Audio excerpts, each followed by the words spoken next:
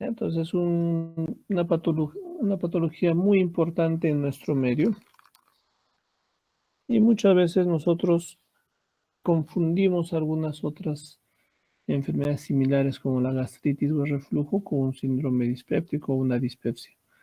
Pueden ser dispepsias funcionales o dispepsias orgánicas. De lo que nosotros tenemos que descartar es o confirmar una dispepsia funcional. Vamos a tener, de acuerdo a la clasificación, algunas alteraciones en relación al eje cerebro-intestino, como trastornos esofágicos, a la cabeza, lo que es la disfagia funcional, dolor torácico funcional, pirosis funcional, entonces, y la hipersensibilidad por reflujo. Vamos a tratar, ahora vamos a...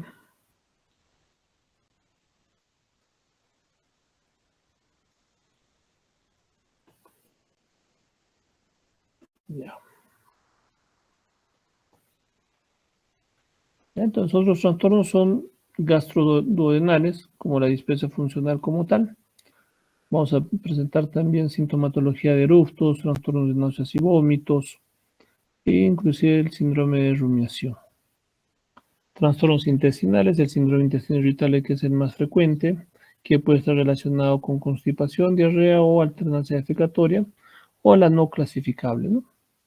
Constipaciones funcionales, diarreas funcionales con flatos, no flatos, trastornos funcionales intestinales no definidos, la constipación inducida por opioides, que también está relacionada por una inducción de opioides a trastornos intestinales, pacientes que van a presentar dolor abdominal, mediados por problemas centrales, un síndrome doloroso abdominal, el síndrome intestino de narcótico, hiperalgesias gastrointestinales, trastornos de la vesícula, alteraciones del esfínter de Oddi o las famosas oditis, problemas biliares, trastornos vesiculares, trastornos funcionales, como habla del esfínter de Oddi, y otros trastornos funcionales pancreáticos también. Muchos de ellos presentan dolores intermitentes que pueden condicionar a disconfort, malestar, molestias en los pacientes. Otros problemas, trastornos anorrectales, esto es cada vez un poquito más frecuente por por el alto tiempo que los pacientes se encuentran tanto al momento de hacer la defecación, ya sea por estreñimientos crónicos, no consumo de fibra, pacientes que presentan a la vez síndrome intestinal irritable con diarreas, que van a ir, el paciente va a ir frecuentemente al baño y va a condicionar alteraciones funcionales en la parte rectal.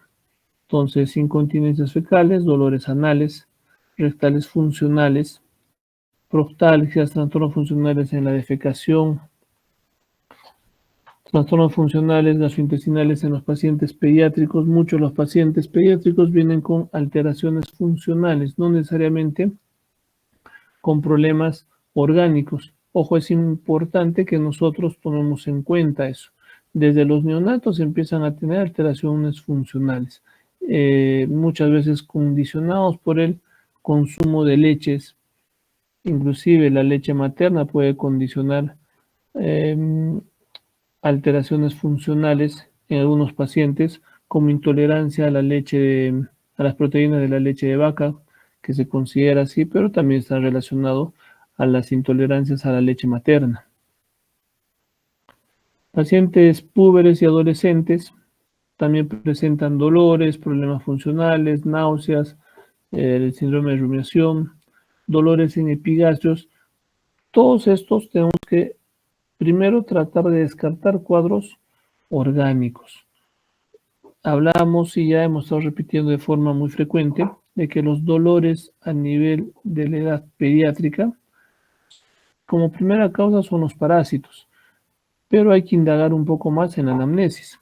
Es importante que nosotros tomemos en cuenta de que ese dolor abdominal, que es muy frecuente, más que los demás trastornos funcionales a nivel de la edad de los púberes, adolescentes, inclusive en la edad pediátrica, son los dolores abdominales.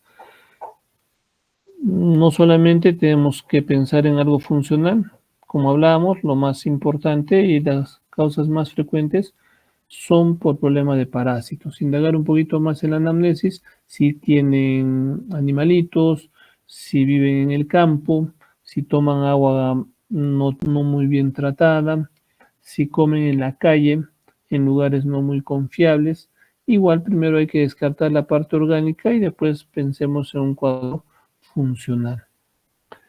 La dispepsia funcional, vamos a ver de que para definir dispepsia funcional, el paciente va a presentar una llenura precoz, una llenura postprandial, dolor epigástrico, epigastralgias urentes, con ausencia de enfermedad orgánica en los 3 meses anteriores al cuadro del diagnóstico de la enfermedad.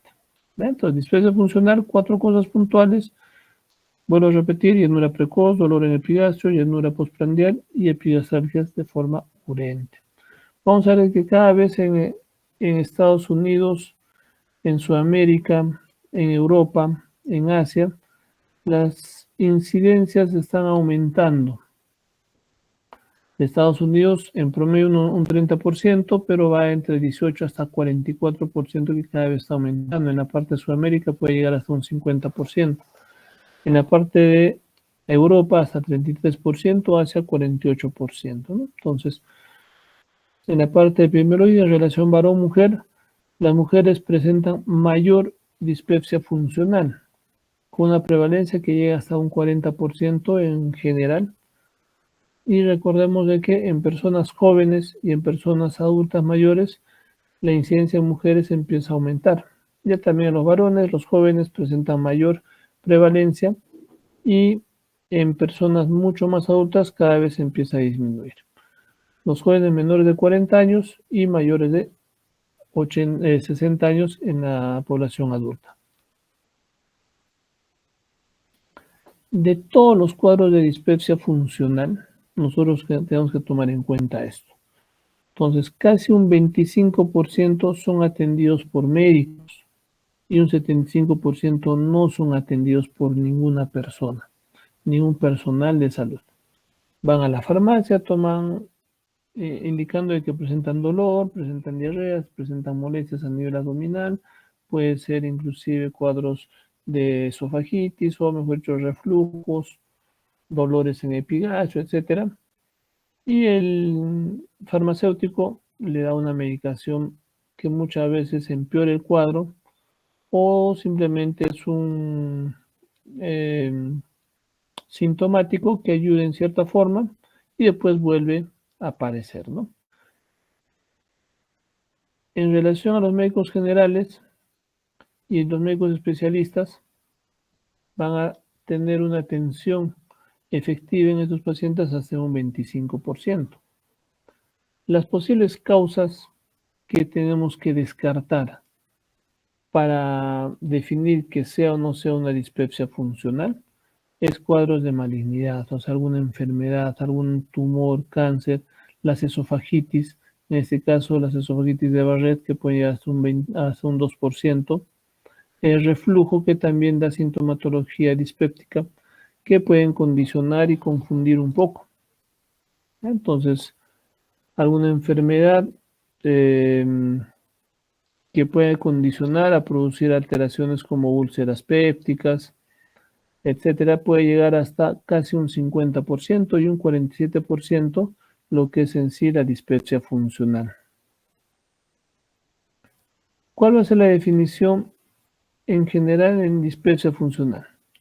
Debe incluir uno o más de los siguientes síntomas, entre ellos la llenura postprandial, que va a incomodar al paciente, saciedad temprana, estamos comiendo, el paciente te indica, tengo hambre, comienza a comer y se llena muy rápido, dolor en epigastrio y quemazón en epigastrio. Y también tiene que excluir cualquier evidencia de enfermedad estructural o orgánica, ¿no? Los criterios que se tienen que cumplir están relacionados a los últimos 3 meses del inicio de las molestias, al menos, y con el inicio de las molestias, al menos 6 meses antes del diagnóstico, ¿ya? Los criterios tienen que cumplir en los últimos 3 meses. O sea, llenura postprandial, saciedad temprana, dolor en el epigastrio o quemazón en el epigastrio en los últimos 3 meses. Con el inicio de las molestias, al menos 6 meses antes del diagnóstico. Entonces es importante que nosotros expliquemos y veamos en el paciente, ¿no? O sea, nos indica, doctor, cuando como me lleno muy rápido y me incomoda, ¿no? Entonces la saciedad temprana, la llenura, dolor en el epigastrio, en los últimos 3 meses es importante para definir diagnóstico. Es importante que nosotros veamos la relación cerebro-intestino. Entonces, porque vamos a ver una alteración en la hipersensibilidad visceral, hay que descartar cuadros de reflujo, cuadros de inflamación, inflamaciones a nivel duodenal, algunas otras molestias, alteraciones que van a reflejar a nivel del sistema nervioso central, especialmente a nivel de la corteza. Es importante que nosotros diagnostiquemos y clasifiquemos de forma adecuada al paciente. La dispepsia funcional va a estar relacionado a enfocarnos a dos tipos de patologías en relación a la dispepsia funcional. Y una gran mayoría no va a estar relacionado o no va a estar investigada. En esto tenemos uno de los primeros, el síndrome de distrés postprandial. ¿Qué es lo que nos indica eso? De que el paciente va a tener llenura postprandial, que va a incomodar, que va a ocurrir después de las comidas, ¿ya? De tamaño regular, de forma promedio de lo que comía antes el paciente, ya le incomoda al paciente. La saciedad temprana que va a evitar finalizar la comida de forma regular, o sea, ya no va a terminar el paciente toda su comida. Y esto va a suceder al menos varias veces por semana, más de 3, 4 veces por semana. Igual estos criterios tienen que cumplirse en los últimos 3 meses y las molestias tienen que iniciar por lo menos 6 meses antes del diagnóstico. Y los criterios de soporte que vamos a tomar en cuenta es el balonamiento, distensión abdominal, aumento de flatos o gases. Muchos de los pacientes vienen y nos dicen tengo eruptos o náuseas postprandiales. También pueden estar presentes el síndrome de dolor epigástrico, que puede coexistir en relación al síndrome de distrés postprandial. Entonces vamos a tener dos patologías, el síndrome de dolor epigástrico y el síndrome de distrés postprandial, que son patologías funcionales que sí vamos a estar investigando, pero hay una gran parte que no es investigada. Entonces el síndrome de dolor epigastrio debe incluir dolor o quemazón localizado en epigastrio, de severidad moderada, al menos una vez por semana. El dolor puede ser de forma intermitente, no es generalizado o localizado en otras regiones abdominales o torácicas, exclusivamente en la parte del epigastrio, no calma con la defecación, no calma con la eliminación de flatos, no reúne criterios para desórdenes de la vesícula biliar o el esfínter de Oddi, no presenta ictericia, no presenta cólicos a nivel hipocondrio derecho. Igual, estos criterios tienen que cumplirse en los últimos 3 meses y tienen que tener un inicio de las molestias 6 meses antes del diagnóstico. Entonces, no nos olvidemos de que estas dos patologías, tanto el síndrome de distrés postprandial y el síndrome de dolor epigástrico, tienen que cumplir con los criterios en los últimos 3 meses para definir como dispepsia funcional, descartando siempre todo cuadro de organicidad. El dolor puede ser de tipo quemazón, pero sin componente retroesternal, o sea, no hay reflujo, no hay alteraciones retroesternales. Normalmente el dolor puede ser inducido o aliviado con la ingesta de comidas. Doctor, me está doliendo y como y me alivio, ¿no? O estoy comiendo y después de comer comienza el malestar. Y también puede ocurrir en ayunas, ¿ya? Entonces es muy discutible cualquiera de estos 3 episodios, ¿no? Inducido, o puede aliviar, o puede ocurrir en ayunas inclusive. Al momento de la ingesta de comidas puede aumentar más o calmar. Y el síndrome de distrés postprandial, ¿no? Que pueden coexistir de forma concomitante, los dos. El enfoque diagnóstico es muy importante, que nosotros definamos y veamos y examinemos al paciente. Entonces es importante realizar estudios sistemáticos. No es como en algún momento escuchaba, pídele todo. Agarremos, sí, hay que hacerle un hemograma, examen de orina, ecografía, glucosa, exámenes de heces, etcétera, etcétera. O sea, todo, a ver, inclusive pruebas de amilasa y lipasa para el pancreatitis, ecografía renovesical para ver litos a nivel de vía urinarias, etcétera, etcétera. No, tenemos que empezar a estudiar al paciente de acuerdo a lo que nosotros vamos examinando,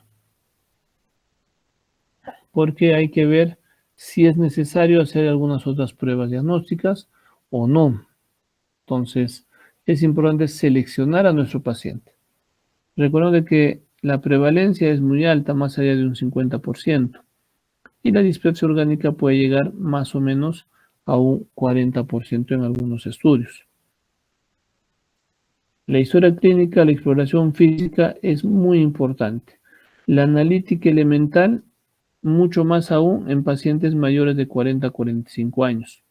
Recordemos nuevamente de que las patologías, especialmente oncológicas, están relacionados a pacientes que empiezan, uno que tiene antecedente familiar de cáncer familiar, ya sea en las mujeres, 5 cánceres muy frecuentes: cáncer de mama, cáncer de estómago, cáncer de colon, cáncer de ovario y cáncer de útero.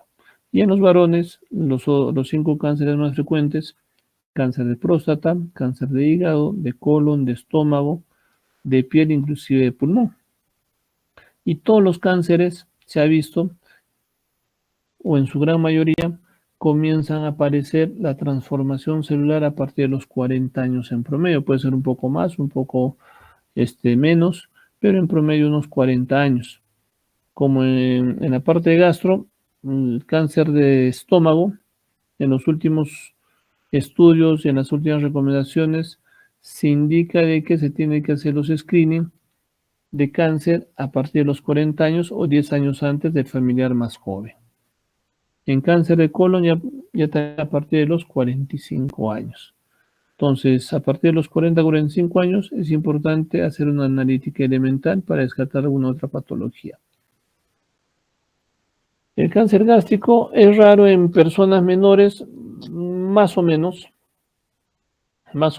aunque yo diría que cada vez más es frecuente o está siendo cada vez más frecuente en personas más jóvenes.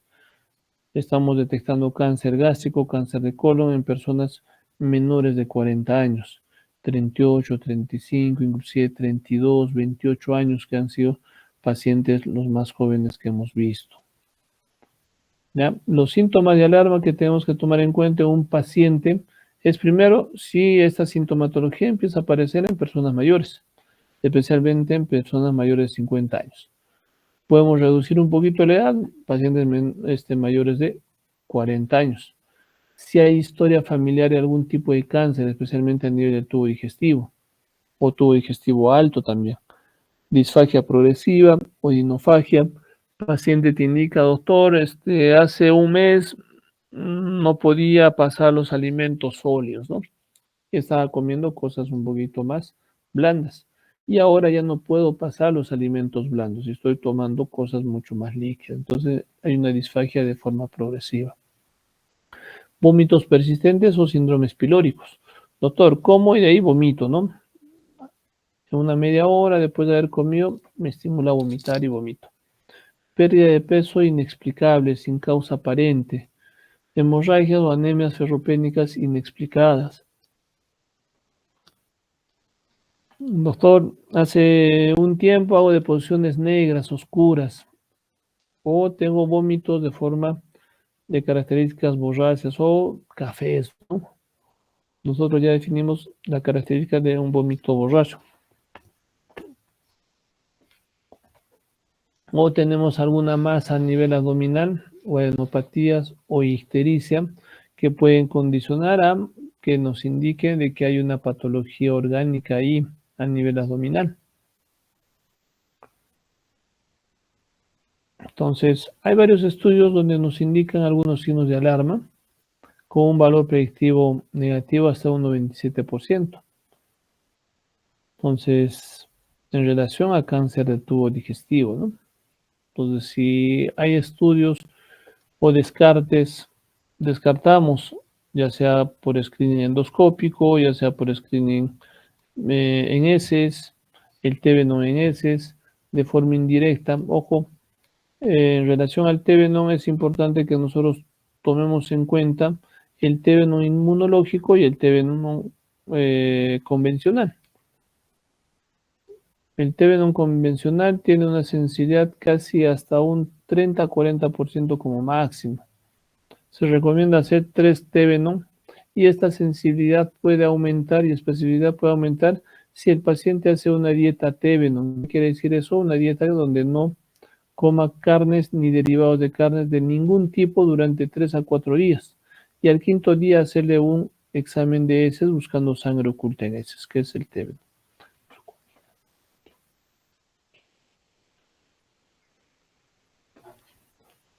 Entonces, el corte de edad, veamos siempre, bueno, en Estados Unidos 55 años, en Asia, en Japón, en China.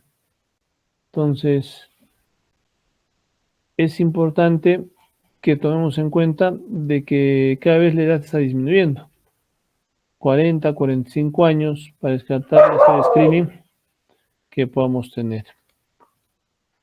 Y la población hispana o de Sudamérica tiene las incidencias también un poquito altas, no como en Asia o en China, Japón, pero cada vez está aumentando la incidencia de cáncer.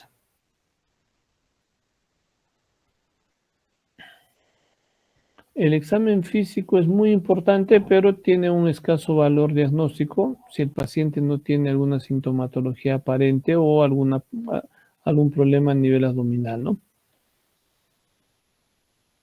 Y muchas veces, al momento de examinar, empezamos a encontrar alguna signología que nos ayude a corroborar algunas otras patologías y nos dé información como de masas abdominales, adenopatías, lesiones a nivel cervical, torácico, etcétera, ¿no?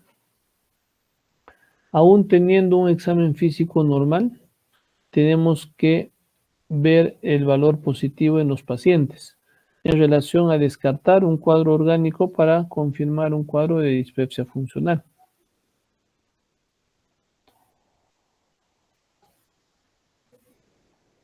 Entonces, es muy importante que nosotros tengamos mucha confianza con el paciente. Y muchas veces, como comentaba en la anterior clase, tú puedes atender a un paciente y si no le das esa confianza adecuada, porque muchos de los pacientes agarran y como comentábamos, vienen y te quieren imponer, ¿no? Una medicación. Doctor, quiero inyectarle. Pero tú le explicas, le recontraexplicas y le dices de que no es muy necesario un inyectable, ellos no van a entender. Ellos no lo van a tomar así y lo que van a hacer es irse a otro médico donde sí le dé el inyectable, ¿no? Pero si nosotros le empezamos a explicar como comentario con el grupo anterior, creo de rotación hemos estado viendo, una paciente cirrótica con ascitis, eh, se le explica y se le indica cuál es el mejor manejo para ella, porque ella, uno, de causa, la cirrosis de causa por alcohol, y paciente con cirrosis a causa de alcohol, paciente es muy desorganizado, el paciente no entiende, eh, el paciente no hace caso a algunas acciones que nosotros queremos informarle, indicarle, recomendarle, y la paciente se rehusaba a no comer sal, ¿no? Y lastimosamente en el tratamiento de ascitis en un paciente cirrótico, el pilar de la ascitis refractaria es el consumo de sal. Si nosotros no controlamos el consumo de sal en un paciente cirrótico, el paciente va a continuar y de hecho viene casi cada semana. Cada semana, cada dos semanas más o menos, a que saquen agua, le hagan una paracentesis, ¿no? Y cuando se le indica de que la dieta es importante, ella no hace caso. Lo contrario, tenemos otro paciente que también hemos visto con el mismo grupo, el señor José María, que es un paciente cirrótico bien compensado, el paciente es bien ordenado, inicialmente ingresó con una citis también a tensión y solamente con dieta y con tratamiento de diuréticos hemos ayudado a controlar esa citis y en la actualidad el paciente no tiene ni ascitis, la circulación colateral está mucho más compensada, no tiene edemas, entonces es cuestión de convencer al paciente, pero también que el paciente se convenza y en esos casos es importante inclusive que en lo posible de que vean con un familiar mucho más joven, ¿no? Que pueda ayudarle o ayudarnos en el manejo con el paciente. Las pruebas laboratoriales en pacientes jóvenes es importante siempre y cuando tenga signos de alarma. Si no tiene signo de alarma, no es muy necesario hacer algunos exámenes de laboratorio para ver dispepsia funcional. A partir de los 40, 45, 50 años puede ser útil nuevamente, como hablábamos, ver la prevalencia de trastornos sistémicos, descartar patologías orgánicas para después concluir con la sintomatología de dispepsia funcional. El tratamiento es explicar el diagnóstico y ver las implicancias en el paciente. O sea, si nosotros no le explicamos de forma adecuada, el paciente no va a entender. Y lastimosamente muchos de los pacientes, y ustedes se dan cuenta de que muchos de los pacientes no te entienden, y peor si hablamos terminología médica, entonces el paciente debe entender mucho menos. Entonces hay que tratar de ponernos y ser empáticos con los pacientes y siempre preguntarles en qué trabajan, dónde viven, para que la explicación vaya más o menos en relación a la labor que hacen. Siempre les pongo este ejemplo. Un paciente con coleocolitiasis, con ictericia, muchos de los pacientes no saben cómo es el colédoco o las vías biliares, y le preguntamos, ¿no? ¿En qué trabajan? Somos arquitectos o ingenieros, suponiendo entonces los ingenieros saben más de tuberías. Y se le puede explicar relacionado a su especialidad, ¿no? La parte de las tuberías que es obstruido y eso ha hecho que regrese, la bilis y que pinten de amarillo toda la piel, los ojos, etcétera, ¿no? Pero si el paciente es campesino, va a ser un poquito más tranca tal vez, pero nosotros tenemos que tratar de explicar en relación a la labor que hace. Los campesinos que manejan los ductos, manejan las sequías, y cuando una sequía se obstruye o un ducto se obstruye, el agua regresa. Y cuando regresa, empieza a dañar toda la parte inicial o empieza a rebalsar por la parte inicial del surco, ¿no? De la zanja que han hecho para el regadío. Entonces, es algo parecido a lo que sucede con la ictericia. Se obstruye ese conducto, que es como una zanja que está yendo la bilis y todo regresa para la parte del cuerpo, ¿no? Entonces, es importante eso. Hay que ver y resolver algunas dudas de las fobias que el paciente puede tener relacionados al cáncer. Mucho más aún después de la pandemia, muchos jóvenes que presentan dolores crónicos o de dolores persistentes, cuadros que han estado apareciendo ya sea por pandemia o síndromes de intestino irritable, cuadros funcionales, lo primero que piensan son cáncer, ¿no? Y de hecho hace poco hemos tenido una paciente con una pancreatitis, joven, posoperada de la vesícula, y a la semana empieza a presentar dolor en epigastrio, irradiado hacia la parte de mesogacho, hacia la parte lumbar, como en cinturón. Y como antecedente familiar, su abuelito murió como hace 2 meses y medio, 3 meses de cáncer de páncreas, ¿no? Entonces la paciente tenía 18 años y la mamá estaba pues preocupada, estaba desesperada porque pensaba de que era algo parecido a lo de su papá, ¿no? Entonces es importante resolver algunas dudas con el paciente, explicarle ser empático con el paciente y eso le va a dar tranquilidad al paciente y también tranquilidad a nosotros. La dieta es muy importante, tratar de controlar y de hecho ahora estamos pues con las dietas FOS relacionados a alimentos fermentadores.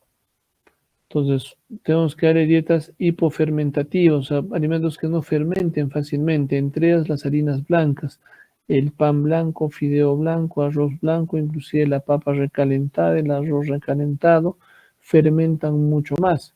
La comida recalentada en general, doctor, yo como todo saludable, me llevo a mi trabajo todo saludable. En la mañana temprano me despierto a las 5 de la mañana, hago mi almuerzo, pongo en mi tupper y me voy a trabajar. ¿Y en el trabajo qué hace? ¿Cómo lo come? Lo caliento. Entonces ya es una comida recalentada.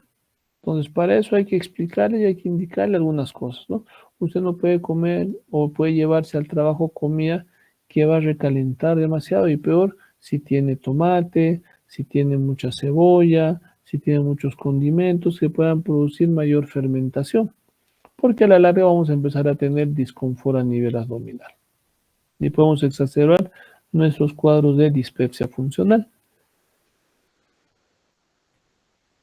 Es importante ver los medicamentos y para qué queremos manejar. Si son antisecretores, procinéticos, psicofármacos, vemos al paciente que está un poco muy ansioso, muy preocupado, muy desesperado, mandémoslo al psiquiatra o inclusive yo preferiría que lo mandemos primero al psicólogo, porque el manejo psicológico no utiliza fármacos, que posiblemente a la larga sí podría ser necesario, pero podemos agotar primero la parte psicológica para después ir a la parte psiquiátrica, ¿no? Las dietas son muy importantes, entre ellos los alimentos que tienen que reducir los gases, ¿ya? Entonces, hay alimentos que producen más gas, como el coliflor, brócoli, col, melón, el repollo, los frijoles, las habas, todo lo que son menestras, la manzana, especialmente manzanas ácidas, el chocolate, bebidas gaseosas, van a producir más gases y alimentos que van a producir más acidez. Frituras, grasas, cítricos, alimentos muy condimentados, inclusive el chocolate también está relacionado a eso. Hay que evitar la ingesta apresurada. O sea, muchos de nosotros comemos y de hecho creo que la gran mayoría de ustedes comen en 10 minutos sopa segundo postre y refresco, ¿no? Porque tienen que ir a clases. Entonces, eso es muy importante tratar de controlar, tener un horario de forma más adecuada, salir un poquito más y un poquito más antes para que puedan ingerir de forma adecuada los alimentos. Ingerir al ritmo de forma adecuada, evitar fijar las horas, evitemos de que las horas de comida no sean las más adecuadas y estemos comiendo un día a las 12, otro día a la 1, otro día a las 3, otro día a las 12 otra vez, de forma irregular. Hay que fijar horas de comida de forma adecuada. Hay que mantener esas horas fijas. Es aconsejable dejar de fumar, evitar el alcohol, como hoy día te hice una endoscopia de una paciente que tenía metaplasia a nivel del esófago distal, a nivel del esfínter de la unión gastroesofágica y cierta eritema a nivel de todo el estómago, ¿no? Con reflujo biliar. Y lo primero que pregunto es, ¿y voy a poder tomar algo de bebidas alcohólicas? O sea, en vez de que pregunte si puedo comer comida de tal forma, tal tipo de comida, etcétera, o sea, si va a poder tomar bebidas alcohólicas, es lo que le preocupaba más.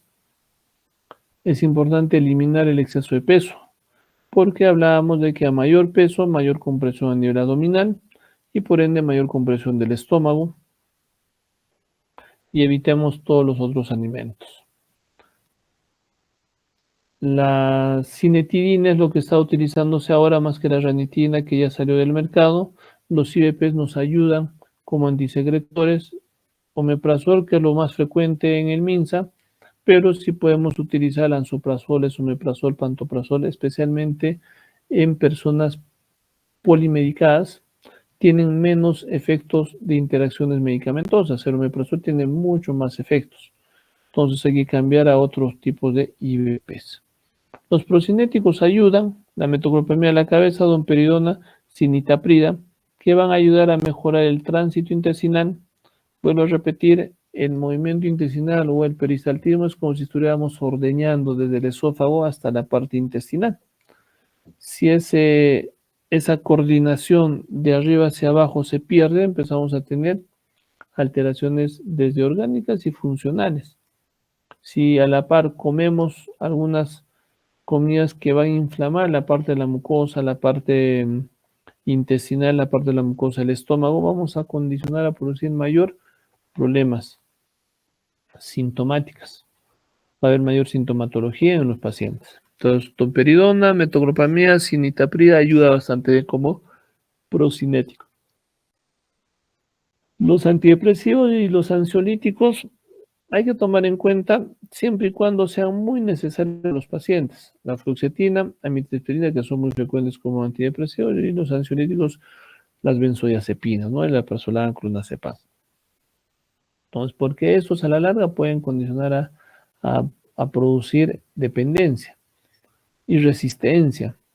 Entonces, hay que tomar en cuenta el uso de antidepresivos y ansiolíticos.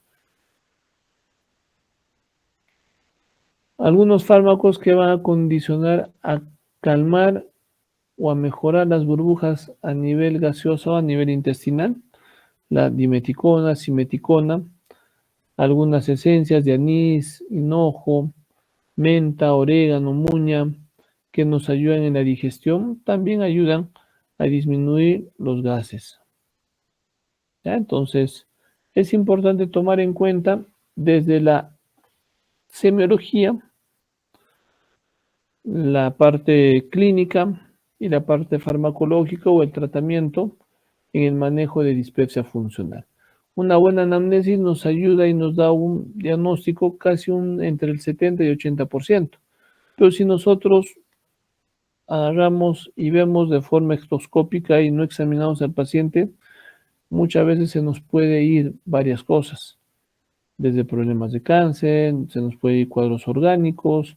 Entonces hay que tomar en cuenta el mejor manejo para nuestro paciente, y cuando nosotros diagnostiquemos y pensemos de que es una dispepsia funcional, también tenemos que explicar mejor al paciente, porque el paciente no se va a sentirse tranquilo si no hemos encontrado algo orgánico. Pero si le explicamos, el paciente debe estar mucho más convencido y de preferencia citarle a un control entre 3 a 6 meses como máximo para hacer un nuevo screening de descarte y ver que por ahí tal vez algo se nos ha pasado y podamos diagnosticar lo más antes posible, ¿no?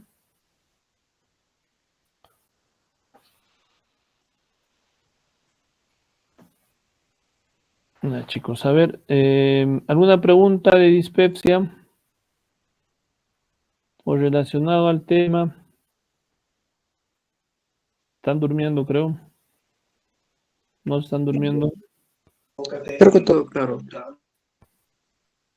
Ya, entonces, ahora vamos a ver algo, ahora lo que es cáncer de esófago, la parte general, que en nuestro medio es muy importante tomar en cuenta la parte de cáncer de esófago, porque hay mucho reflujo, comemos comida muy salada, comemos comida en contacto con el humo, comemos comida con mucho carbohidrato.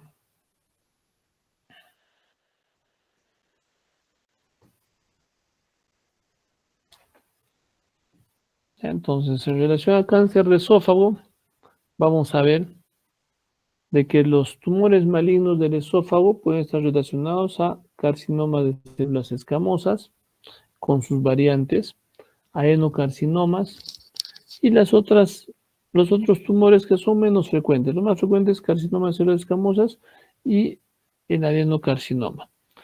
Las células escamosas pueden llegar hasta un 78% y el adeno hasta un 17% y los demás menos de un 10% en conjunto.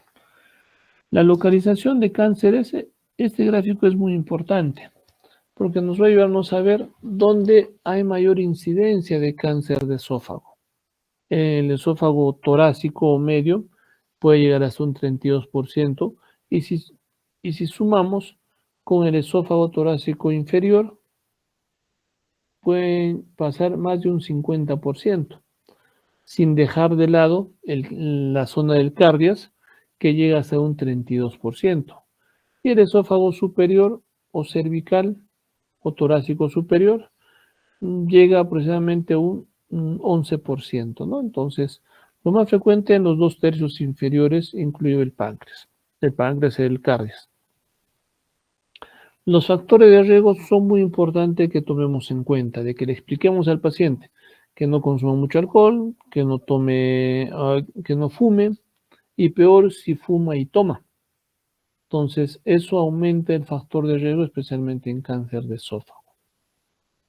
Otros factores, la dieta contaminada con nitritos, con toxinas derivadas de hongos. Es muy importante explicarle al paciente de que si se compran, muchos de nuestros familiares, inclusive en las familias acá en el Cusco, inclusive en provincias, compran un saco de arroz para todo el mes, ¿no? O para 2, 3 meses. Y si este saco de arroz no lo conservan de forma adecuada en zonas donde no hay humedad, entonces, si no lo conservan de forma adecuada, va a haber proliferación de hongos. Y estas toxinas de los hongos condicionan a producir cáncer de esófago. Bueno, antiguamente el opio, la ingestión de té caliente, especialmente en las pipas, el opio se utilizaba y también era un factor de riesgo, ¿no? Y las comidas y el té caliente también influyen, inflama ese esófago. La calasia de larga evolución. Entonces es muy importante tomar en cuenta que hasta un 20% de pacientes con acalasia pueden llegar a ser adenocarcinomas de esófago. Más frecuente en el tercio medio. 17 años después del diagnóstico de acalasia pueden llegar a ser hasta un 20%.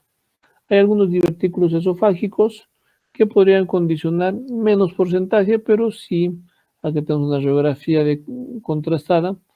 La anterior había una radiografía de esófago con una punta de lápiz, ¿no? En la parte del esófago distal, que es compatible con acalasia. Ojo, en los pacientes pediátricos, eso vendría a ser no tanto acalasia, pero puede ser lo que es el esfínter esofágico o una estenosis esofágica congénita. Los divertículos esofágicos también condicionan síndrome de Plummer-Vinson, las membranas esofágicas, que pueden llegar hasta 10% de afectación en cáncer de esófago. Son unos anillos que empiezan a aparecer especialmente a nivel del esófago inferior. La tilosis, que es una hiperkeratosis palmar, que es una hiperpigmentación de los dedos, entonces que pueden condicionar hasta un 50% de posibilidad de cáncer. Entonces, pacientes que tengan hiperkeratosis o tilosis, pensar y hacer un descarte de cáncer. Esófago de Barrett, hemos hablado, es muy importante el diagnóstico oportuno de la metaplasia intestinal del esófago de Barrett, y de esa forma ver si tiene displasia de alto o de bajo grado y un riesgo de inclusive hasta un 15% de hacer adenocarcinomas. Pacientes que han tenido ingesta de cáusticos, lejía, exposición a radiación, lo que es la radioterapia, algunas otras ocupaciones como cantineros, camareros, obreros de construcción que están en contacto con bastantes sustancias químicas, también tienen un factor de riesgo para hacer cáncer de esófago.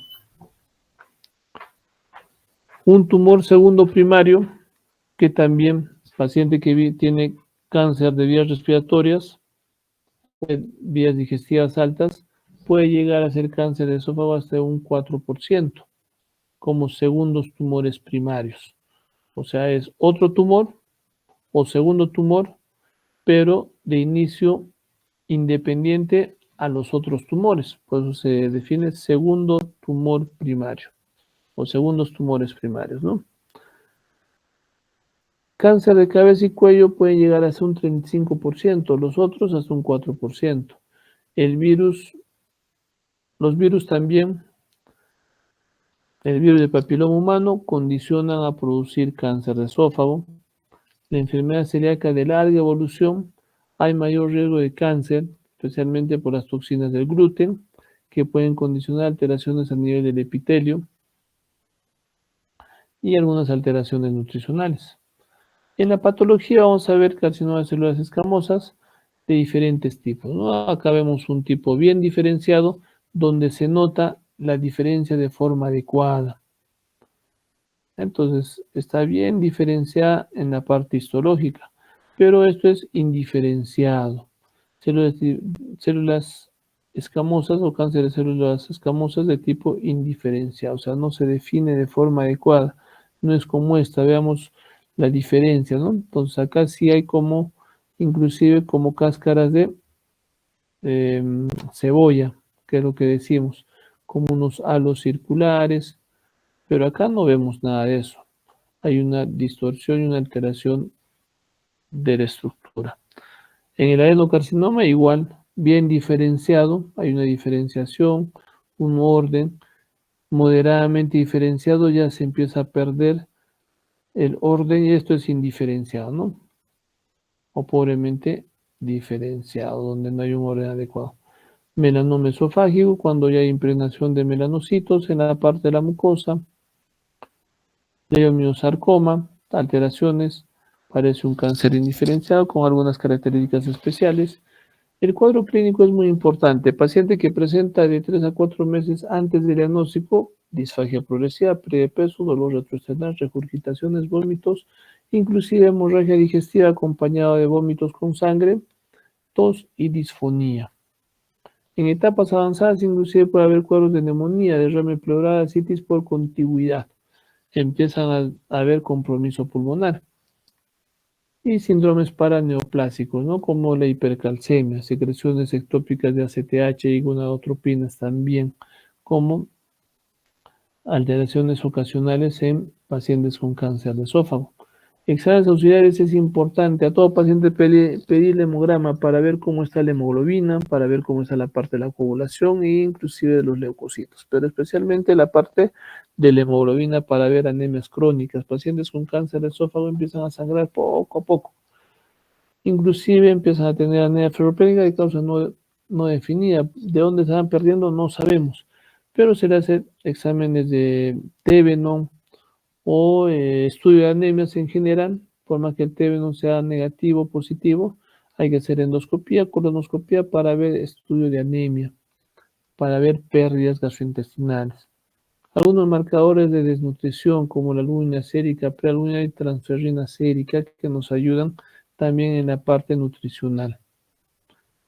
Un test de función hepática normal en casos de metástasis hepáticas sí nos puede ayudar. Recordemos de que las metástasis más frecuentes de esófago van hacia la parte del hígado.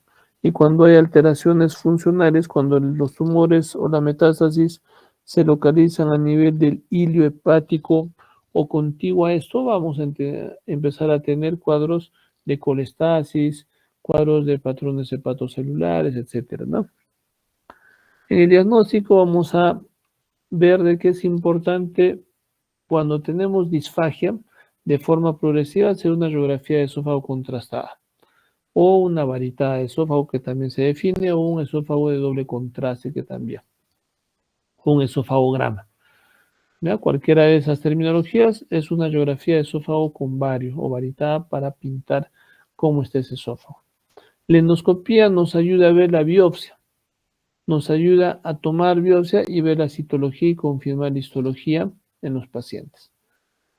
La radiografía de tórax, tomografías, ecoendoscopías, broncoscopías nos ayudan en el estadiaje, especialmente la clasificación TNM, donde es el tumor, los nódulos y la metástasis. Esta radiografía de doble contraste o un esofagograma, acá vemos una estenosis en desfiladero del esófago medio, ¿no? Entonces, hay una gran extensión del tumor en el esófago. Acá vemos de forma irregular, igual, una imagen en desfiladero, disminuida del diámetro, que el tumor estaría pues a estos niveles, ¿no? La endoscopía nos ayuda a evaluar la lesión, nos permite tomar biopsias para caracterizar la histología. Acá vemos varias lesiones con estenosis, sin estenosis, lesiones que van a comprometer la parte lateral del esófago, comprimiendo la luz del esófago, y otras que van a empezar a cerrar la luz, produciendo estenosis concéntrica. Acá vemos lesiones irregulares, endoscópicas. Es importante tomar muestras de biopsia no del medio, sino del borde de la lesión. Acá también vemos lesiones esofágicas, tumores esofágicos, lesiones polipoideas. Ya la tomografía es importante que tomemos en cuenta. Paciente que tiene tumor a nivel esofágico, es importante una tomografía torácica, una abdominal completa o abdominopélvica, ya para estadiar, para ver si algún lado ha saltado el cáncer, ha hecho metástasis. Hay que ver invasión local, esófago medio, esófago cervical, unión gastroesofágica, metástasis ganglional, ¿ya? Ganglios subdiafragmáticos, ganglios mediastínicos, metástasis a distancia, para ver metástasis hepática o metástasis a otro órgano. La resonancia nos va a ayudarnos a estadiar también y es similar a la tomografía.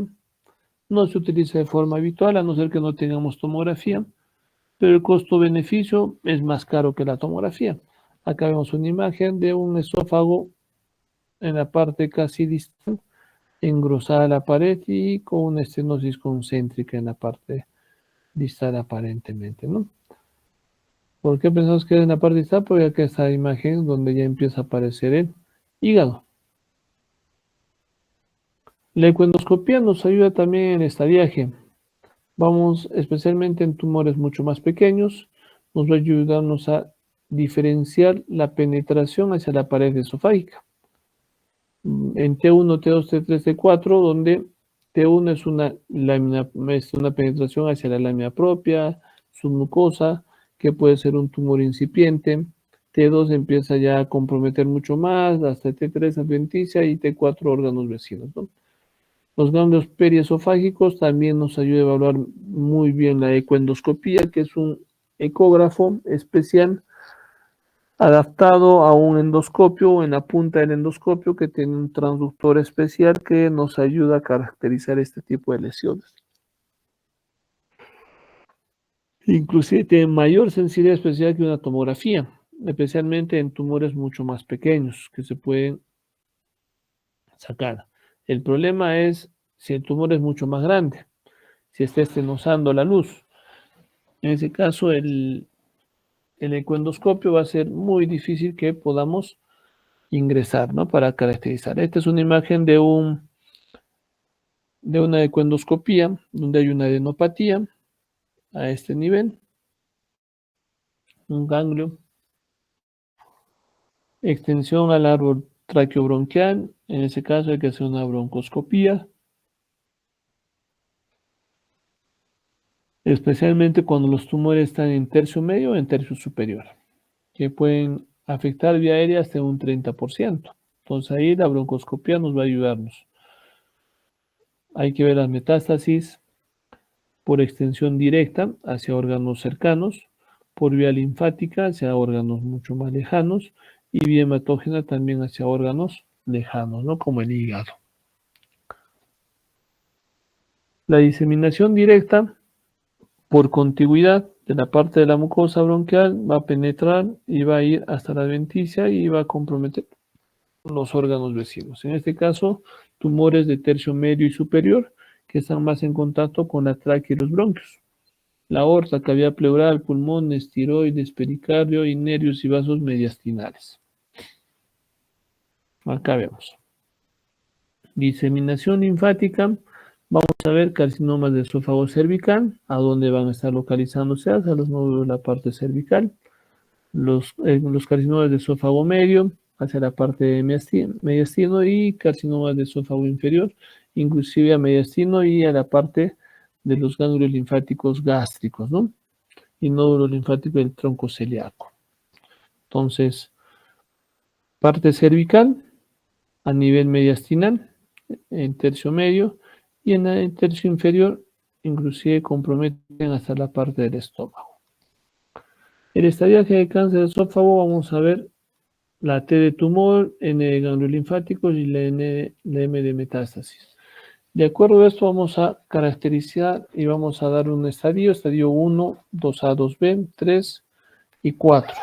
Los que tienen mejor pronóstico, estadio 1, 2A, inclusive hasta 2B podría ser, pero 3, 4 ya el pronóstico ya no es curativo y es más paliativo.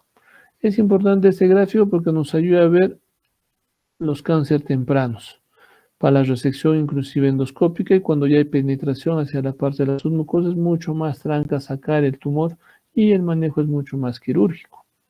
El pronóstico del 90% son ya avanzados en el momento del diagnóstico, porque no se está haciendo los cuadros de screening y a la dispepsia estamos demorando demasiado en hacer una endoscopía o hacer algunas otras pruebas.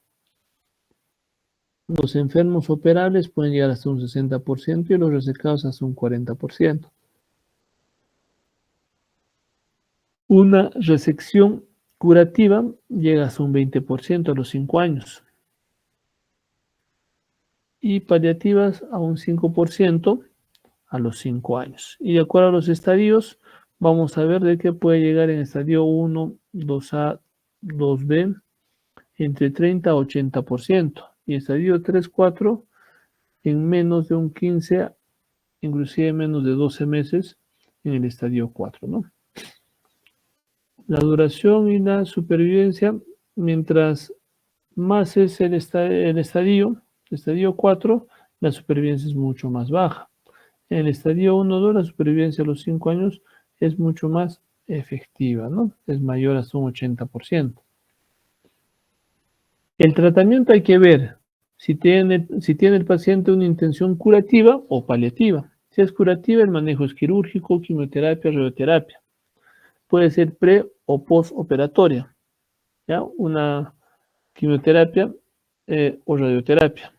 Y si es una intención paliativa, la quimioterapia o radioterapia puede ayudar, y tratamientos endoscópicos también, como colocación de stent esofágicos. El tratamiento quirúrgico hay que ver la localización, de acuerdo a eso se hacen las resecciones y las linfadenectomías de los ganglios, ya sea cervicales, mediastinales o a nivel gástrico, ¿no? Entonces, la supervivencia ayuda a los 5 años, puede llegar hasta un 25% de acuerdo al estadiaje y la localización. De acuerdo al tipo de cirugía sobrevida, ya hemos dicho, la curativa tiene una expectativa mucho mayor en relación a la paliativa. La quimioterapia, tenemos varios tipos de quimioterapia que pueden estar enfocados a diferentes pacientes, pero es muy importante la radioterapia primaria, neoadyuvante en preoperatorios. El neoadyuvante nos ayuda a disminuir el tumor y de que se pueda hacer mucho más resecable, o adyuvante después, o paliativo, ¿no? La terapia tiene que estar dirigido hacia el cáncer y hacia la persona, no hacia la enfermedad. Entonces es muy importante diferenciar el tipo de terapia que le vamos a dar, que acá tenemos diferentes esquemas. La sobrevida por radioterapia o quimioterapia en el cáncer de esófago, eso va a variar en relación al tumor, en relación a la característica del tumor y la duración y la sobrevida, ¿no?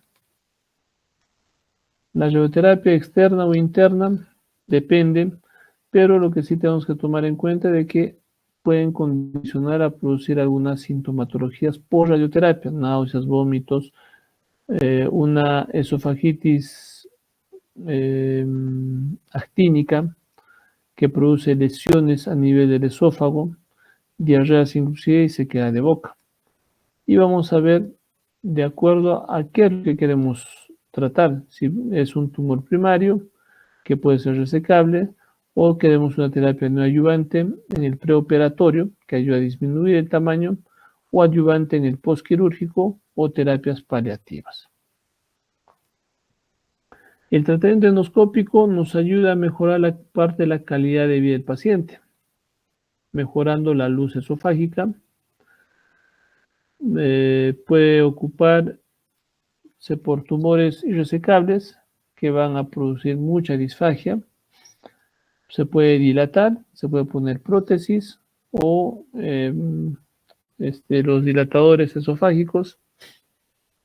Se puede hacer un manejo con láser, terapia fotodinámica, argón y resección endoscópica cuando el cáncer es temprano, ¿no? Pero si el cáncer no es temprano, la resección no nos ayuda, y si hay lesiones mucho más severas acompañadas de metástasis, lo único que nos va a ayudarnos van a ser dilataciones y prótesis esofágicas de dilatación. Las dilataciones con Savary nos ayudan de forma indirecta, pero esto es mucho más efectivo en estenosis esofágica sin cáncer, porque recordemos de que los tumores no se pueden dilatar de forma adecuada. Nos pueden ayudar por barrido del tumor y desprendimiento de las capas más externas para permeabilizar un poco ese tumor, pero de forma efectiva no se dilata muy bien. No es como en estenosis esofágicas, hay que liberar y debridar estas fibras esofágicas al momento de penetrar el dilatador Savary, y es mucho más efectivo, ¿no? En estenosis esofágicas. Las prótesis metálicas son mucho más efectivas en este caso, porque ayudan no solamente a dilatar la luz del tumor, sino también a contener el crecimiento del tumor hacia la parte de la luz. Y este va a crecer hacia la parte externa, ¿no? Entonces, pero está limitado a tumores menores de 2 centímetros desde el esfínter esofágico superior. Entonces, en tumores menos de 2 centímetros del esfínter no se puede poner estas prótesis metálicas. Es importante la colocación porque tiene una sobreguía, y el control endoscópico radiológico posterior que nos va a ayudar a saber dónde está realmente. Entonces recordamos de que el tumor empieza a comprimir y se hace de una compresión central, ¿no?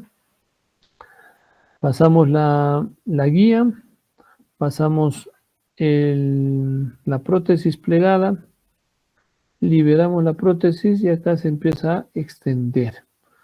¿Y eso qué es lo que hace? De que empieza a hacer de que este tumor migre para la parte externa y no empieza a penetrar hacia la parte de la luz esofágica. Entonces acá vemos una prótesis en radiología, una prótesis de control a nivel esofágico que está bien ubicada, está bien dilatada y no está haciendo o sufriendo compresión del tumor de forma extrínseca. Es importante evaluar a nuestro paciente con cáncer de esófago y ver la parte de los antecedentes, ¿no? Que no fumen, que no tomen mucha sal, fumadores no solamente de cigarro, también de marihuana, opioides, etcétera, también condicionan a hacer cáncer de esófago.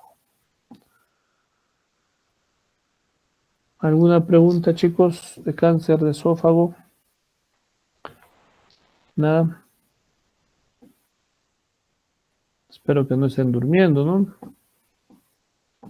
No, son temas interesantes, son temas que tenemos que saber, son temas muy frecuentes que vemos en la práctica diaria, especialmente en la Sierra del Perú, porque hay mucha incidencia.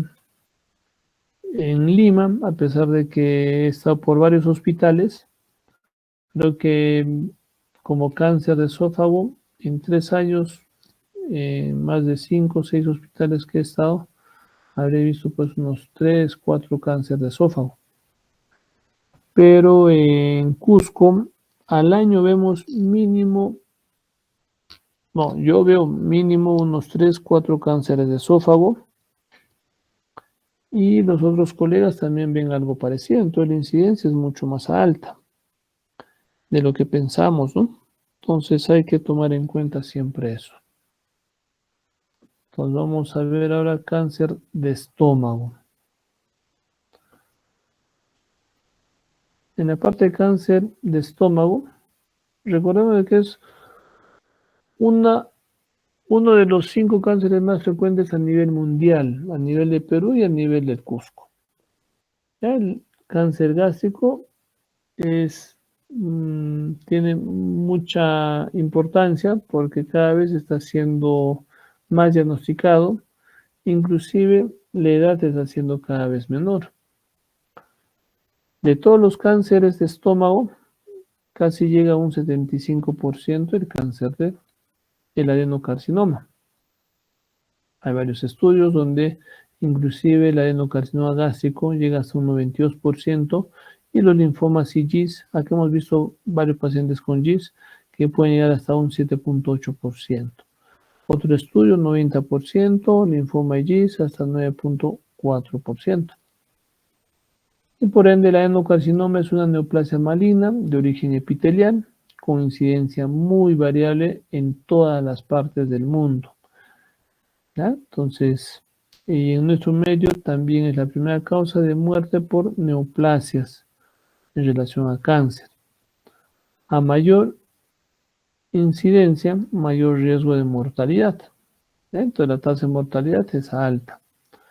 En Sudamérica puede llegar aproximadamente entre 20 y 30% más o menos. Un poquito más, inclusive en la parte de Chile, en la parte de Sudamérica. De acuerdo a la edad, vamos a ver de que a partir de los 39, 40 años empieza a aumentar mucho más. Y hasta los 79, 80 años de cáncer gástrico. Los factores de riesgo, ojo, en esa parte también está relacionado a la expectativa de vida. A mayor expectativa de vida también esto empieza a aumentar un poquito más, porque la evolución del cáncer es más o menos entre 10 a 15 años antes de que nos dé sintomatología. Entonces, si el paciente ha iniciado con cáncer más o menos a los 79, 80 años, entonces a los 85 años más o menos, o mejor dicho, 90, 95 años, empezaría a tener sintomatología, ¿no? Y muchos de ellos pues ya han fallecido por otras causas. Los factores de riesgo son muy importantes para ver y hacer una vigilancia mucho más estricta, como displasia de alto grado, pacientes que presentan displasia de alto grado en la parte patológica, poliposis adenomatosa familiar, pacientes que tienen un montón de pólipos, ya tanto en el estómago, en el colon, adenomas. Los adenomas son lesiones que hasta un 20% de todos los pólipos pueden producir cáncer. ¿Ya? Entonces, el 80% de pólipos hiperplásticos no va a producir cáncer, un 20% va a producir adenomas y de ese 20%, el 20% puede producir cáncer. El esófago de Barrett, cáncer de Caries a nivel de la unión gastroesofágica, metaplasia intestinal, gastritis crónica trófica, también condiciona un factor de riesgo para hacer cáncer de estómago, especialmente la metaplasia intestinal incompleta. En la metaplasia intestinal hay dos tipos de metaplasia, la completa y la incompleta. La completa no tiene mucha importancia, muchos de nosotros diríamos, pero si es completa quiere decir que ya se ha completado la transformación y el riesgo debe ser mayor. No, lo que pasa es que la metaplasia intestinal completa es una metaplasia similar a la mucosa del intestino delgado y la incompleta es similar a la del intestino grueso. Si hablamos de cáncer de estómago, colon, intestino, el más frecuente es cáncer de estómago. El siguiente más frecuente es cáncer de colon.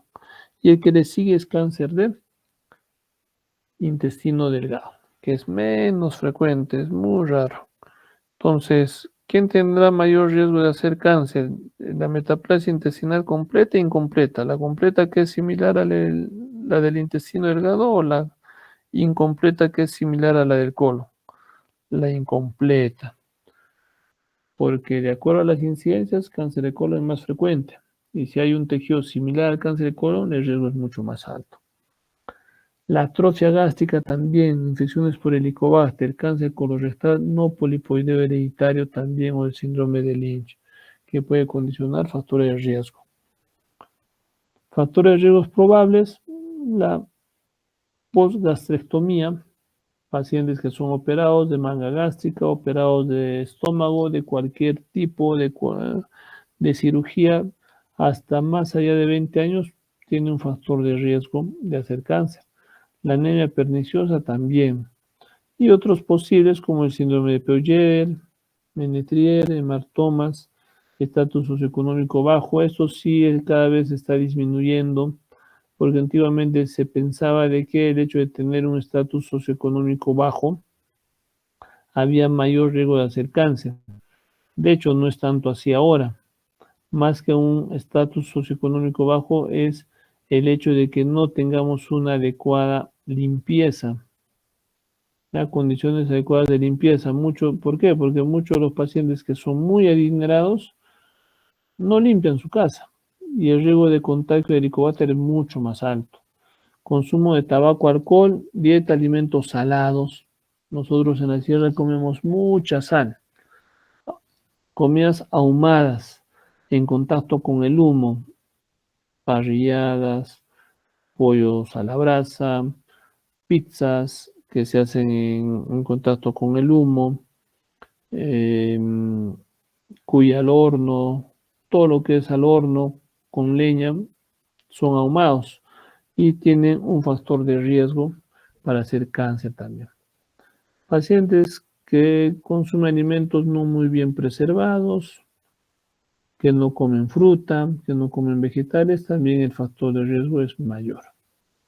Alteraciones genéticas, lo más importante es el P53 y APC, el gen KRAS también, KASAM también, que pueden condicionar como oncogenes a producir cáncer.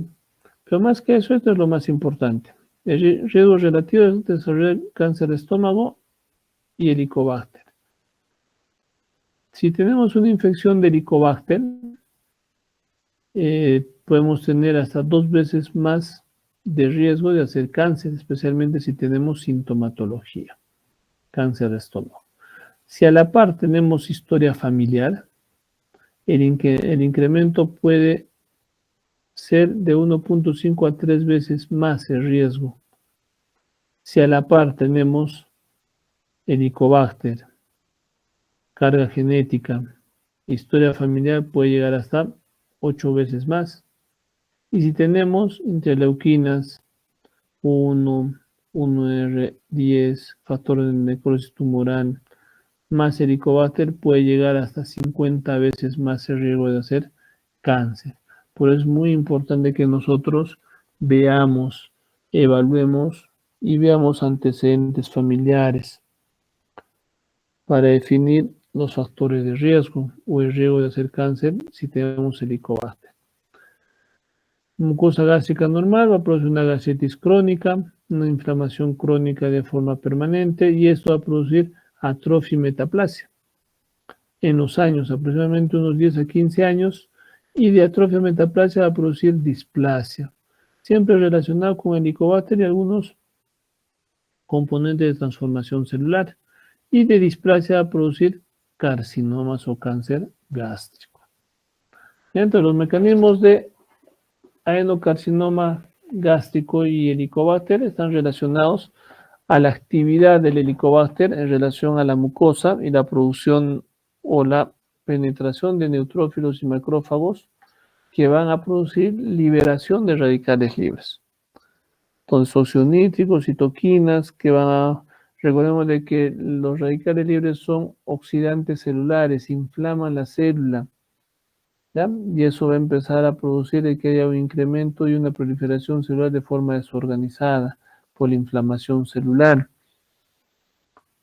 con una posibilidad de mutaciones genéticas, oncogenes, disminuye la reparación del ADN de forma efectiva, hay mayor respuesta inflamatoria crónica generada por el Helicobacter. Pero ojo, esto sí tenemos que tomar en cuenta. Y hay dos, como les comentábamos cuando hemos visto reflujo, ¿no? Hay dos tendencias. Unos que controlan y te dicen no elimines el Helicobacter y otros que te dicen sí elimine el Helicobacter. ¿Por qué? Porque el hecho de tener el Helicobacter también es un factor protector para el reflujo, pero un factor agresivo para cáncer de esófago o de estómago. Si eliminamos el Helicobacter, vamos a tener posiblemente más reflujo y de hecho muchos pacientes empiezan a tener un poquito más de reflujo que antes, eliminando el Helicobacter, especialmente en las etapas iniciales post-eliminación del Helicobacter. Pero la pregunta sería, ¿en dónde hay más cáncer? ¿En el estómago o en el esófago? Cáncer de esófago es casi, si no es 10 a 20 veces menos que el cáncer de estómago.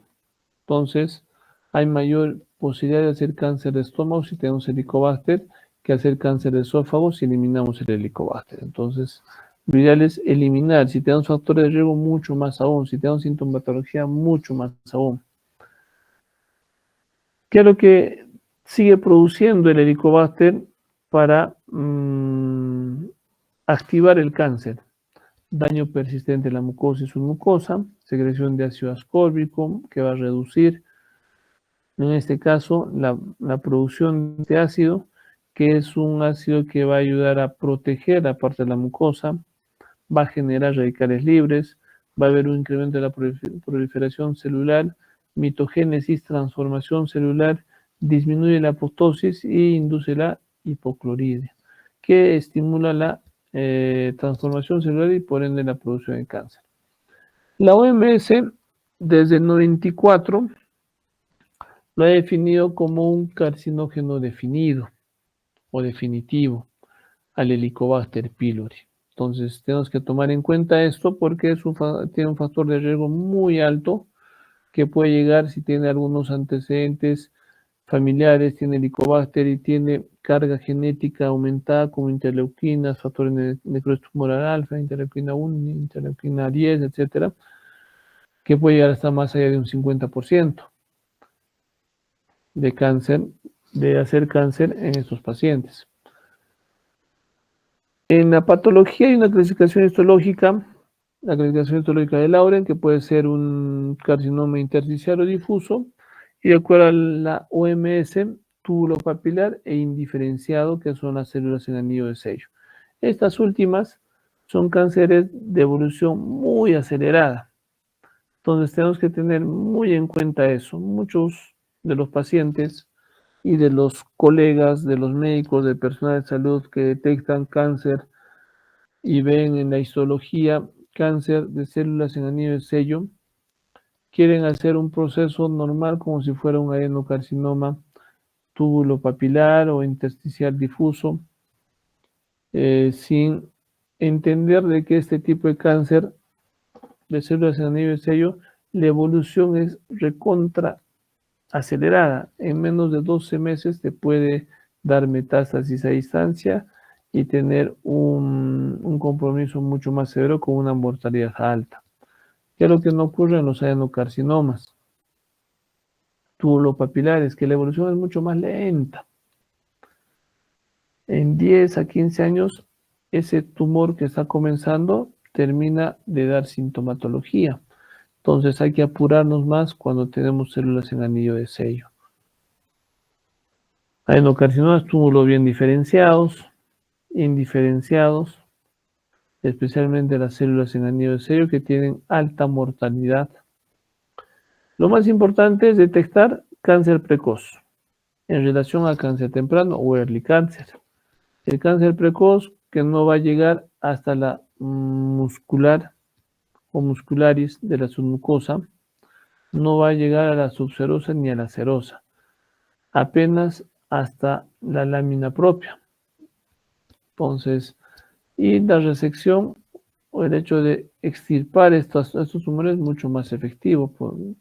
Ingresamos con una aguja de inyectoterapia, inoculamos soluciones hipertónicas y esto va a elevarse y sacamos en bloque los tumores. Acá también tenemos lesiones tumorales de cáncer gástrico precoz que pueden ser resecados de forma endoscópica inclusive. Para eso tenemos una clasificación de cáncer precoz, donde el tipo 1, este tamaño no va más allá de 2.5 milímetros, ojo, milímetros, no centímetros, tipo 1 que es elevado, tipo 2 ABC, el A es levemente elevado, el B es plano y el C es levemente deprimido. El tipo 3 ya también es deprimido y hay variantes, ¿no? Tipo 3 más 2C, tipo 2C más 3, dependiendo que encontremos en el paciente. Normalmente el paciente con cáncer gástrico es asintomático, hasta un 80%. Puede haber síntomas de úlcera péptica hasta un 10%, náuseas, vómitos 8%, anorexia o hiporexia 8%, llenura precoz 5%, y cuando empieza a dar más sintomatología, ya el cáncer ya no es precoz, es un cáncer avanzado. Entonces, cáncer precoz hasta un 80% es asintomático. Y el cáncer avanzado, ya el compromiso y la penetración del cáncer es a tejidos mucho más internos, desde la muscular, subserosa, serosa, inclusive penetra más allá de la serosa. Y el cuadro clínico ya también es al revés, bajo de peso hasta un 60%, dolor abdominal, náuseas, vómitos 30%, anorexia, hemorragia que sea 20%, llenura precoz, disfagia, etc. Y la duración de los síntomas menos de 3 meses, menos de 12 meses hasta un 40%, 40% y más de 12 meses hasta un 20%. Esta es la clasificación de acuerdo a cáncer avanzado. La otra clasificación de cáncer temprano era tipo 1, tipo 2, 2A, B, C y tipo 3, ¿no? Este también es Borman 1, Borman 2, Borman 3, Borman 4 y la Borman 5 no existe Borman 5, sino es la tipo 5, que es inclasificable. ¿Ya? Borman 1, mamelonado, Borman 2, ulcerado, infiltrativo y de proliferación difusa, ¿no? O rinitis del cáncer. Condiciones paraneoplásicas, acantosis nigricans, síndrome de Trousseau, nefropatía membranosa. El síndrome de Trousseau es alteraciones neurológicas a nivel de los tendones, anemia hemolítica microangiopática, las anemias hemolíticas, signo de Lesertrelat, que es la queratosis seborreica, y dermatomiositis. ¿Ya? Entonces, acantosis nigrica, lesiones especialmente a nivel de articulares, síndrome de Trousseau, signo de Lesertrelat, queratosis seborreica, hay que echarle a buscar cáncer, en este caso cáncer gástrico. ¿Y a dónde da metástasis? A muchos órganos, desde el hígado, pulmones, cerebro, inclusive en episodios mucho más avanzados, pero es menos frecuente. La parte ginecológica, la parte intestinal también puede producir metástasis gástrica. Hay un signo famoso, ¿no? El nódulo de la hermana María José, que es un nódulo que está a nivel del ombligo, que es bien hiperpigmentado, que nos ayuda también a detectar de forma indirecta cáncer gástrico. El tumor de Krukenberg, que es un tumor relacionado tanto del estómago con el ovario. Un tumor de metástasis maligna hacia el ovario. El tumor de Krukenberg. O sea, tenemos un paciente con cáncer de estómago y con cáncer de ovario o metástasis a ovario. El diagnóstico en su gran mayoría puede ser clínico, laboratorial o endoscópico. El endoscópico nos ayuda inclusive a dar y a tomar muestras de biopsia. Por radiología también se podría hacer un diagnóstico SIM, especialmente en poblaciones con alta incidencia como los asiáticos, hacen screening con radiología. La ecografía, tomografía, resonancia, ecoendoscopía nos ayuda no solamente a hacer diagnósticos, sino también a hacer el estadiaje. Laboratorialmente hacemos anemia, BCG aumentada, sangre oculta en heces y el AC elevado o el marcador del carcinoma embrionario, el antígeno carcinoma embrionario elevado en algunos casos, ¿no? Cáncer gástrico precoz, la endoscopía nos ayuda, inclusive a resecar de forma mucho más efectiva. Se levanta y se extirpa toda la parte de la base. Acá hay una lesión plana en cáncer temprano con cromoendoscopía se puede caracterizar mejor las lesiones. Y de hecho, una paciente la semana pasada, ¿no? Hemos hecho una cromo en el hospital y se localizaba pues las imágenes de inflamación severa de forma mucho más específica. Acá vemos la imagen que muchas veces no se diferencia de forma adecuada, pero con cromos sí ayuda a diferenciar mejor. En el otro hay que tener mucho más ojo, ¿no? Acá también lesiones con retracción de pliegues, alteración de la mucosa. Acá pigmentación con índigo carmín. Se ve mejor la lesión. Acá también otra lesión con fibrina blanca. Y acá con pigmentación con índigo carmín. El cáncer avanzado en endoscopia vamos a ver un Bormann 1, Bormann 2 ulcerado, Bormann 3 de aspecto más infiltrativo con lesiones cicatrizales en la parte superior. Cáncer gástrico avanzado en radiología. Vamos a ver acá una lesión mucho más grande. Acá otra lesión por radiología. Acá una lesión que va a deformar el estómago, ¿no? Que es esta. Parece un cráter de un volcán con una lesión interna, ¿no? Ulcerativa. La ecoendoscopia nos ayuda a ver y definir inclusive lesiones mucho más pequeñas. Nos ayuda a ver la profundidad y la posibilidad de resección endoscópica. Nos ayuda a ver ganglios linfáticos, ganglios cercanos, en este caso ganglios gástricos o paragástricos. La tomografía nos ayuda a ver metástasis a distancia.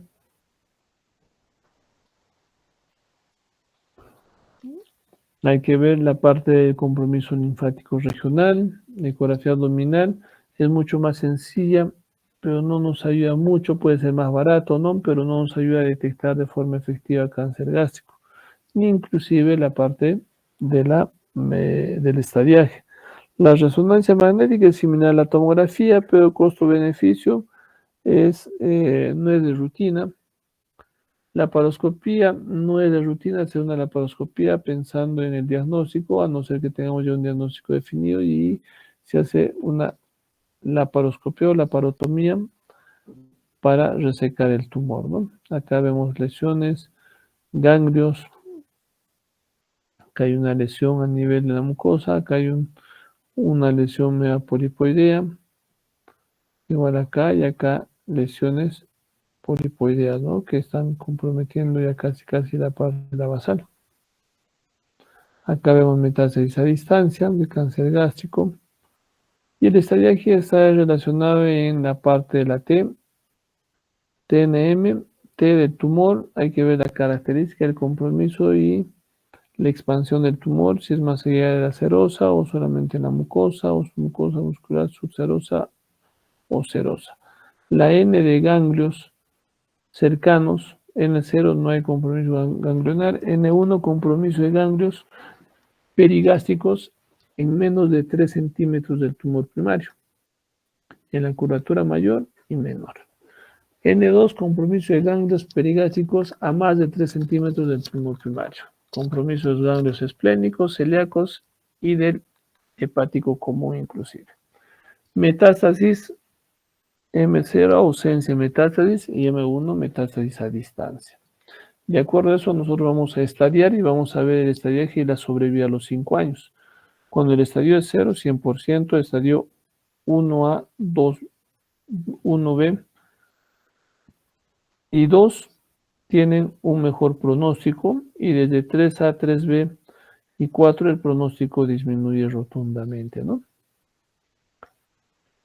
El tratamiento, resección quirúrgica, resección endoscópica, especialmente cuando hay un early cáncer o cáncer temprano, resección endoscópica más laparoscópica cuando hay un compromiso mucho mayor, y quimioterapia paliativa o neoadyuvante antes de la resección, sí se puede hacer. De acuerdo a la localización, se hace una resección del tumor. Normalmente el tumor más frecuente es a nivel de cuerpo y antro, y se va a resecar desde antro hasta cuerpo, y solamente deja el cuerpo y une hacia la parte del yeyuno, como un haz intestinal. Si el tumor compromete y es mucho más grande, puede hacerse una resección completa y hacer una plastía intestinal con adecuación hacia la parte del esófago. El linfoma es de 3 a 6% de todos los cánceres gástricos, y tenemos que tomar en cuenta el linfoma no Hodgkin especialmente, que está muy relacionado a la parte del Helicobacter también. Esta puede dar desde un tejido gástrico, va a dar un linfoma mal, una hiperplasia linfoide de expansión clonal de células B, y va a terminar en un cuadro de linfoma, especialmente el linfoma no Hodgkin. El diagnóstico es muy importante, las manifestaciones clínicas. Recuerda de que un gran porcentaje son asintomáticos, y cuando hay sintomatología es similar a la sintomatología a los adenocarcinomas gástricos. La ventaja de la endoscopía es de que se puede tomar biopsias de masas polipoideas, engrosamiento de pliegue, lesiones ulceradas. Es importante eso. El linfoma gástrico por ecoendoscopía puede ayudar a ver la profundidad, el compromiso ganglional. Por tomografía, afectación del hígado, vaso, ganglios linfáticos a distancia. Y la ventaja del linfoma es de que es un tumor que tiene un mejor pronóstico que un adenocarcinoma, un carcinoma con células en anillo de sello. El linfoma no es necesario resecar, a no ser que sea el compromiso mucho más severo y se tenga que operar, pero en su gran mayoría el tratamiento es quimioterapia, radioterapia, más quimioterapia, y la evolución es adecuada, ¿no? Y si si hay compromiso de Helicobacter, erradicar el Helicobacter, que tiene mucha relación con el linfoma a nivel gástrico.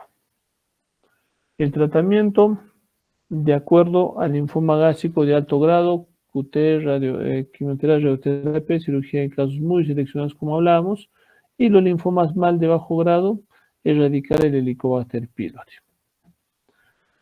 Eso en relación a cáncer gástrico. ¿Alguna pregunta, chicos?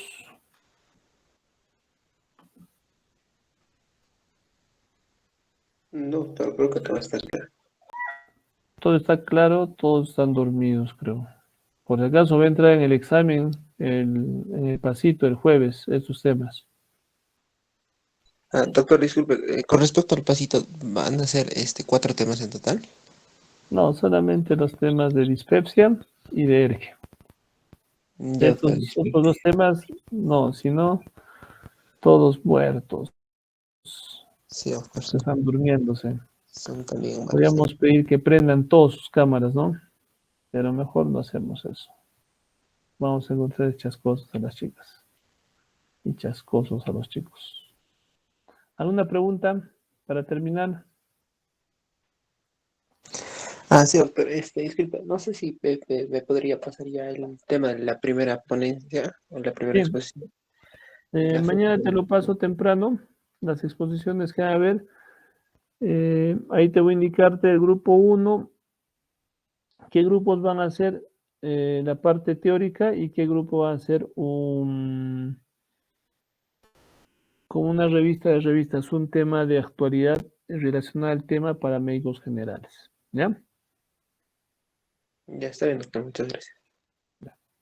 Ojo, los grupos están relacionados a los grupos de rotación. Sí, ¿Ya? doctor. No problema. Es de acuerdo a los grupos de rotación. El primer grupo es el primer grupo que ha rotado conmigo y de ahí comienza a contar hasta el grupo número 5. ¿Ya? ¿Alguna otra pregunta, chicos, para terminar? ¿Algo? Doctor, disculpe, todos exponemos el día jueves 18, ¿verdad? Todos los grupos.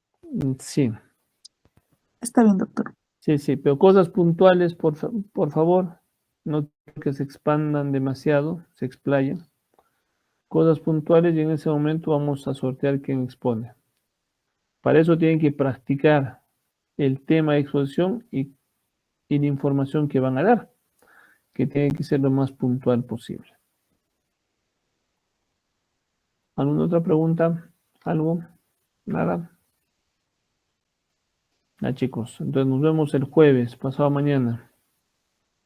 ¿Ya? Ya nos vemos. Chao, chao. Hasta luego. Hasta luego, doctor. Gracias. Buenas noches. Jueves. Buenas noches.